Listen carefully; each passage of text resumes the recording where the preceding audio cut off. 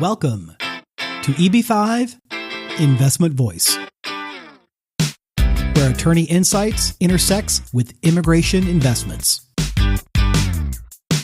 If you are a foreign investor, domestic fund manager, or enterprising entrepreneur and want to get the most out of the EB5 program, you have come to the right place.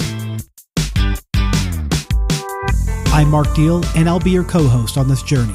I'm joined by your host, Mona Shaw, and other attorneys at Mona Shaw and Associates, as well as immigration leaders from around the world. So let's get into EB5 Investment Voice. Hey, Mark. Hey, Rebecca. You know, this podcast today, I feel, is going to be a little different because we've never had the kind of group that we have today on a show.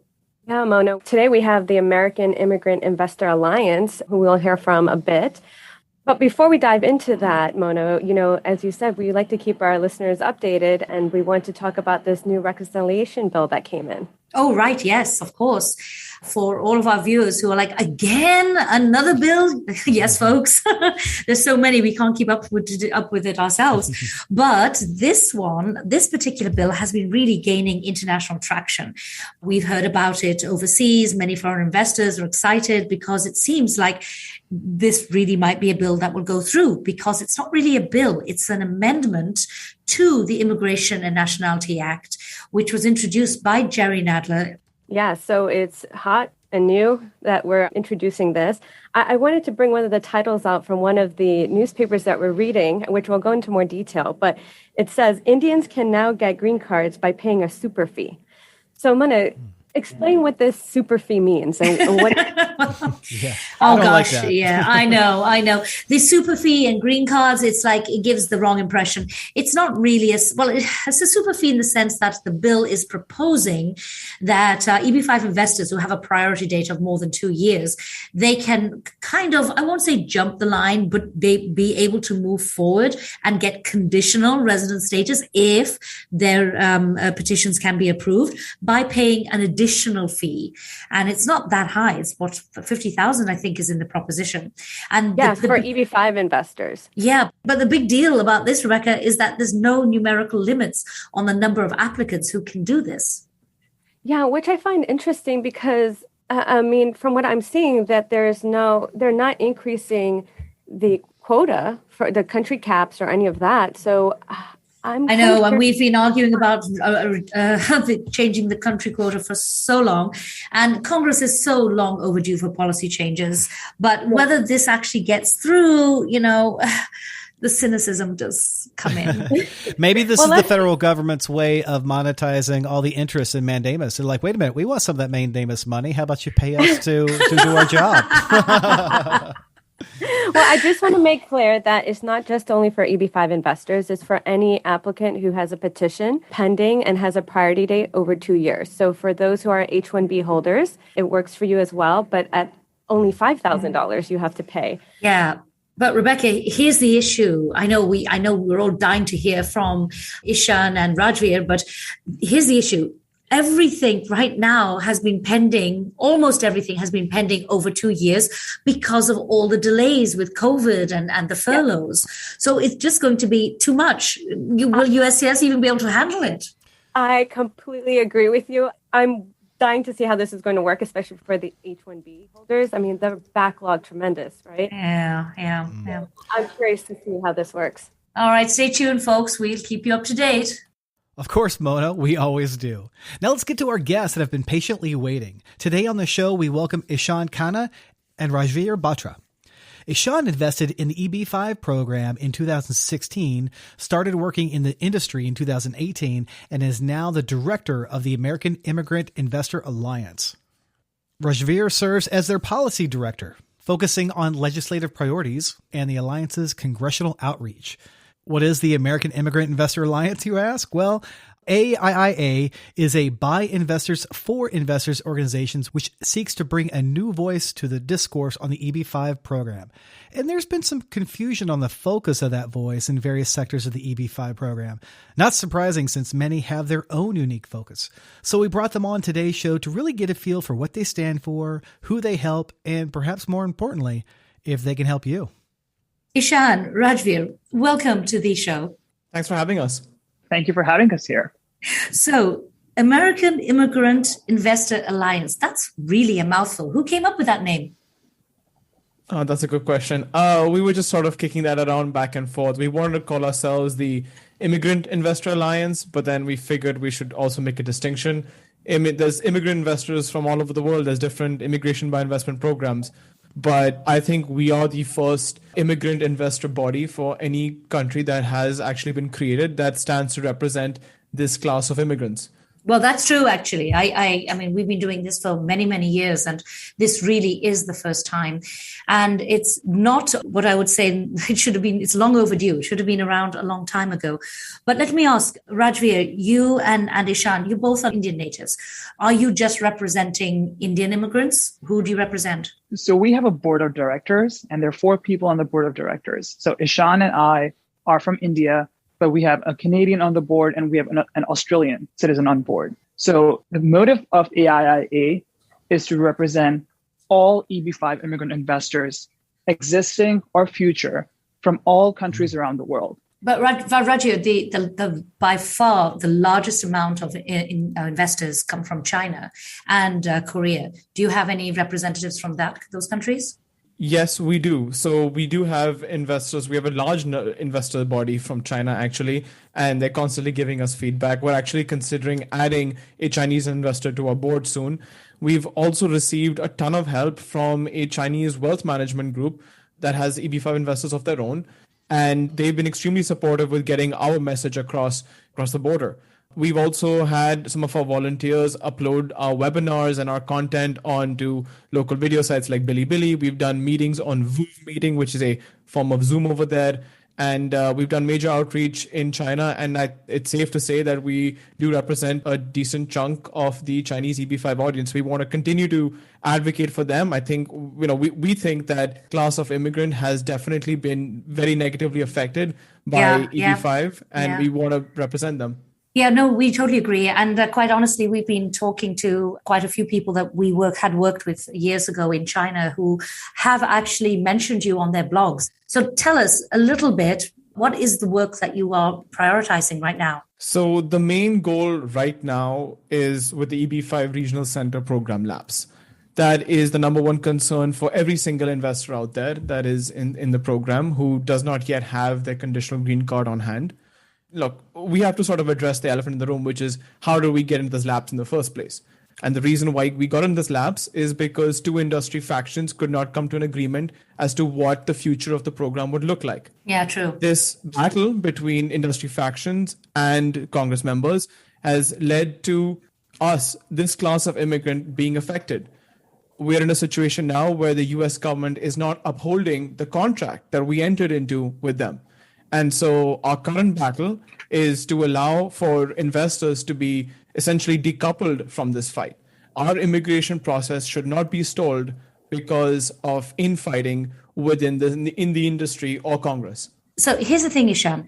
I know you represent all investors. However, investors have different goals right now. We do have a lot of investors who are enjoying this direct pooled program, which is not there because of the regional center program. And at the same time, will prioritizing long-term regional center establishment postpone reauthorization? Because bringing it back for 3 months, which is what I've heard they're trying to do, doesn't achieve anything. I agree with you. A short-term extension does not make sense. But even a long-term extension of any sort, that doesn't matter to us at the end of the day. As investors, our immigration process should not be stalled. What the future of the program looks like, what the investment amount is, what the TA looks like, that's not really an investor's concern. Right. The immigrant investor who has made their petition, who has done the investment on good faith, their application should continue to be processed regardless of what the future looks like. So at this point of time, while this debate takes place between what the future of the program could look like, we believe that investors should be treated fairly and their immigration process should not be stopped in the middle of all of this. How many investors are you working with or representing? How large is your organization? At this point, we have over 1,000 members in our database. Not bad. Yeah. But that's not that huge either. That's our goal at this point, is to basically make the database we have as big as possible so we can represent all these investors. And we have a very comprehensive database. So our database includes where investors invested, their priority dates, where they're from, all of that stuff, which I think is essential for us to represent them. So for example, we have conversations with members of Congress, their staffers. We usually bring someone from their district on to that call because we think that makes a big impact on the perception of the EB-5 program. Could you give us a recent example of someone that you've brought into that type of discussion? Ishaan, do you want to give the example of our call with Senator Pat Toomey from Pennsylvania? Sure. So we had a call with Senator Patrick Toomey. The call went really well. I think what made the most amount of impact was the fact that we brought a doctor who lived and works in the state of Pennsylvania. And he's a gastroenterologist, him and his wife, and they both are COVID frontline doctors. They provide a great resource to the community. They've been working long hours ever since COVID started, nonstop. And we think highlighting immigrant investors like him and his wife, who have given so much to this country, who've been stuck in the green card backlog for so long, and have on top of that contributed $500,000 to bringing in jobs and money at zero cost to the American taxpayer. We believe immigrant investors like those do deserve to be treated fairly. I totally agree. I mean, we have discussed this so many times that EB-5 should be in a different category altogether because we don't bring any burden to the taxpayer. Rather saying we, as in the collective we, it is a program which really has just a win-win all the way around. But let me ask, how do you guys finance yourself? I mean, if some of our listeners think, oh, wow, I really want to join this, but what's the catch? So we are mostly all funded by EB-5 investor donations, and we are totally a grassroots effort. We have had some donations come in from industry members, which is fantastic to see, including various immigration attorneys who believe in our mission. And our long-term goals align with a lot of what investors want and what some attorneys want as well. So that's if investors want to get involved with us, a great way is to check out our website, donate to us. We have a take action link on our website, which folks can click on and see all the instructions from there. And we hope to eventually offer a membership program where we're able to give valuable resources, information to our immigrant investors.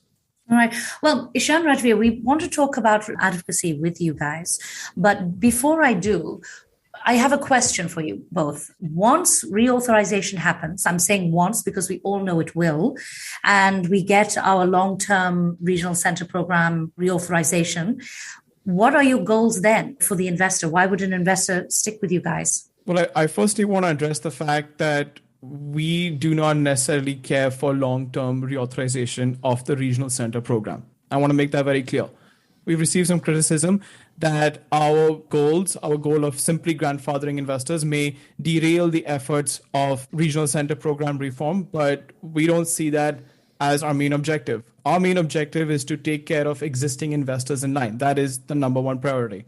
So if we do get a new regional center program and it continues, or if our existing investors are grandfathered in, regardless of those two outcomes, we will continue to advocate for EB-5 investors in line.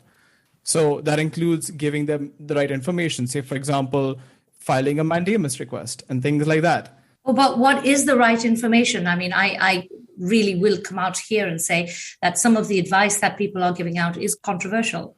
Is there an example of that advice, Mona? Well, like mandamus, not every project or not every person is a good choice for mandamus. It's not a blanket solution. True. Yeah, we've covered that. Yeah, it's not a blanket solution. So when you say, oh, well, I haven't got it yet, file a mandamus, no, you have to look carefully at different factors. I absolutely agree with you. The kind of information we're talking about is more of just making people aware of what options they have. Many investors don't even know that mandamus, suing the US government, is an option. Many immigrants are also afraid to go to court. A lot of us, as you may know, come from third world countries where the rule of law isn't necessarily respected. I think it's important to tell investors that America is the number one litigious country in the world, that suing the government makes sense if they don't uphold the contract with you. So even if we're able to just show investors that, hey, filing a mandamus doesn't necessarily affect the approval of your I-526, just educating them on basic things like that, I feel is important. at least the important thing is that we want to give investors the tools and the information and then let them make a decision for themselves. So again, I don't think you really answered the question though. Why do you not want long-term reauthorization? Just because you don't want to be there in the long haul? Mona, let me be clear. We 100% support reauthorization, long-term reauthorization, or a permanent reauthorization of the EB-5 program. All of us immigrant investors benefit from this program. What we actually mean by that is we do not want to get involved in the fight between the different industry factions on DEAs, long-term reauthorization, all of that stuff. Our focus is only grandfathering. We believe that the industry can take care of themselves. They have their own resources, they have their own goals, and it makes sense. But for us, we do not want to focus on the politics between different industry factions. Our one goal during these negotiations is to protect existing investors. If we can get a long-term or a permanent reauthorization of the EB-5 program, we fully support it. I see. So what you're saying is that things like visa set-asides are offering new investors a shortcut. These are those type of proposals I've already read that you don't support.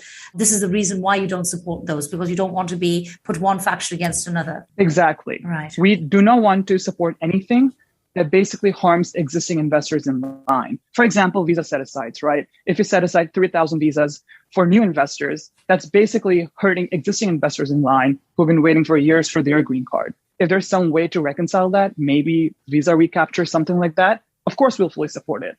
We support the EB-5 program. It's just that we basically want to stay away from the politics. So would it be safe to say that you support the EB-5 program by solely focusing and prioritizing the EB-5 investors that have already invested in the growth of America? The sole purpose of the American Immigrant Investor Alliance is to protect, to represent, and support existing EB-5 investors. Whatever hurts or helps existing EB-5 investors, those are the conversations we want to be in. I have a question because I've heard this from a couple of developers who've talked about you. Once you've got your way with the government, are you going to focus on projects or big projects or certain developers? I love the question, Mona, once you have your way with the government, because a lot of times it feels like it's the reverse, but yes. Yeah, let me explain that a little again. I think the worry is, because you've formed a wonderful committee and the representation that you have is there. But what if a group of your investors come and say, hey, the project developers that we are with are not giving us the right interest rate, or they're not paying back our money when they're supposed to, or some kind of query of that nature or complaint of that nature. Will you guys go out and help that particular group of investors? What we will do and we want to do for our investors is to provide them with the information and resources and tools that will help them. So whether that's litigation against the government or litigation against their regional center, sure, we could totally provide information and educational resources on that information. We have had a number of securities and litigation attorneys who have offered to provide some of that information. They've offered to do a webinar with us just to explain to us how things work. In fact, what I really would love to do, just personally speaking, is to do a webinar on how to read a PPM. Oh, my goodness. I can tell you, Ishaan, I mean, I taught EB-5 at Baruch College, and a lot of my students are immigration attorneys. They don't know how to read a PPM. So, it certainly is something you would do. But can I also ask you, you're the vice president of investor acquisitions for EB-5 United. Does that bring you into conflict with any of the roles that you have in the American Immigrant Investor Alliance? That's a great question. And actually, I'd like to take this moment to actually thank my bosses who have been very supportive of me for starting an organization like this. I think one of the biggest reasons why our organization has been successful has been because of my experience in EB-5, both as an investor and as someone who works in the EB-5 industry. I think the reason why our organization was able to gain so much success in a short amount of time is because of the knowledge, the experience, and the relationships that I've had. I don't want to sound too full of myself, but I do want to recognize the fact that, yes, there is an inherent conflict of interest here. However, I do feel for my investors, even the ones that chose not to invest with me. I believe that all immigrant investors, all of us, we're all in this together. So if I'm able to provide information and resources to investors, even to those who chose not to invest with me, that's fine. That's great. I'm happy to help them. And just jumping in there, Mona, I work with Ishaan in a very close capacity, and I have not felt for 1 second that I'm seeing a conflict of interest here. Ishaan has been fully devoted to the mission of the American Immigrant Investor Alliance, and we're grateful to have him on board. That's so good to hear.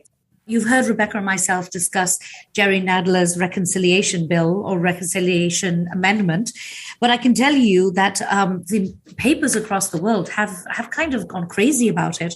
The India Times reported that the Indian diaspora is hopeful of a favorable outcome and did a full page piece, which people just kept sending us. So what are your thoughts about it? I personally love it. The provisions, the immigration provisions and the reconciliation are amazing. That those are the provisions we have been waiting for so long. Immigration reform has been delayed for so long. And it finally, in my opinion, has a chance of passing.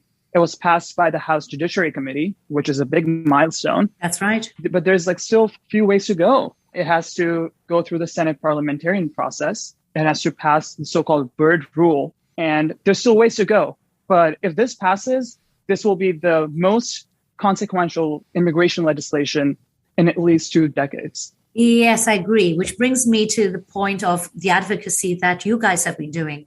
What has been the focus, other than obviously the reauthorization bill, but what has been the focus of your advocacy? So when we have conversations with members of Congress, it's not always just about FIFA or a grandfathering bill. It's to basically change the perception and improve the perception of the EB-5 program.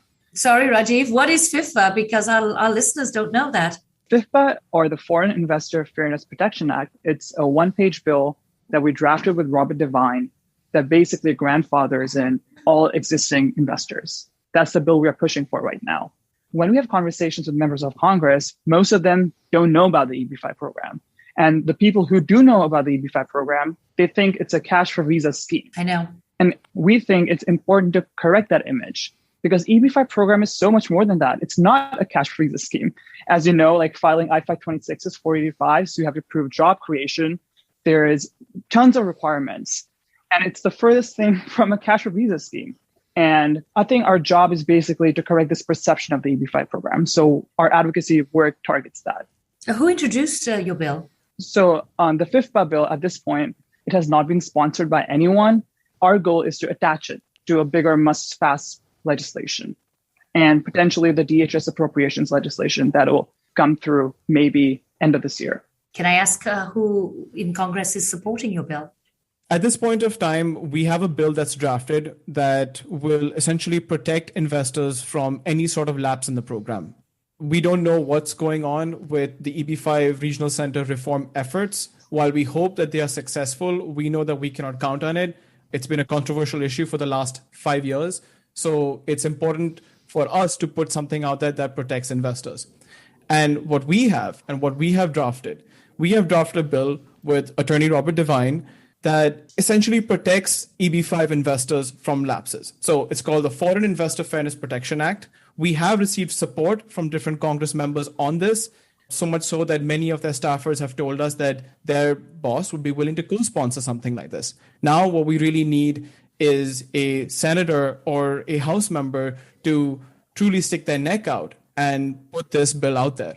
So with our advocacy work, with working with our lobbyists and our political consultancy, we hope to do just that. Well, that's great to hear, and that you disclosed that here because, well, we do have quite a bit of listenership on the Hill, and maybe somebody who works up on the Hill will take this opportunity to say, hey, I want to protect current EB-5 investors. I want to lead that charge. Perhaps they can jump in and help out and champion that. We completely agree, Mark. And if anyone on the Hill is listening to this, it'd be great if you can help us protect existing good faith immigrant investors who are bringing jobs and money to the U.S. at zero cost to the U.S. taxpayer. Yeah, the Foreign Investor Fairness Protection Act will really ensure that any immigrant investor who has filed an I-526 with USCIS at a time when this program was active would be allowed to complete the immigration process. And it'll set a good precedent for future immigrant investors, that they will have the confidence in knowing that if they apply for an immigrant petition under the current rules, if and when the regional center program is reauthorized, they would be allowed to see the immigration process through till the very end. I totally agree with you both. I think it would set an excellent precedence and certainly bring confidence to the program. Well, that's great for our leaders on the Hill, but also for current EB5 investors, people that have a monetary stake in this program, people that, as you said earlier in this episode, are your priority. How can they work with you? How can they get your help? How can they help you support them? We encourage all EB5 investors to check us out on our website. That's goaiia.org, goaiia.org, where they can come in, make a donation to us, sign up for advocacy work, sign up to be on our email newsletter. We send out a lot of useful information and we put out a useful blog post as well. And the most important thing is to help us out on our advocacy efforts. Like I said earlier, our work doesn't just stop at reauthorization. We want to help lower processing times. We want to help create a liaison with USCIS and us so we can help explain our issues to folks in that agency. So we invite all EB5 investors to join us on this battle. And it definitely is a worthy battle to be a part of. And I'm glad to say that I'm on this side. Well, to make it easier for the listener, we are going to embed the link to your website in our show notes so they can find out some more information. Thank you both for joining us on today's show. Thank you for having us. Thank you for being with us today on EB5 Investment Voice. The topics presented in this podcast is informational in nature and is not to be taken as specific legal advice. If you have questions on the topics presented in this episode or other investment immigration needs, please contact Mona Shaw and Associates. Mona and her attorney staff can be reached at mshawlaw.com. That's mshawlaw.com. Make sure you don't miss our next episode focusing on a different aspect of the EB5 program by subscribing to the podcast. While you're at it, leave us a rating on iTunes. If you really found this episode valuable, share it with someone else that could benefit from this information. Until then, I'll see you on the next episode of EB5 Investment Voice.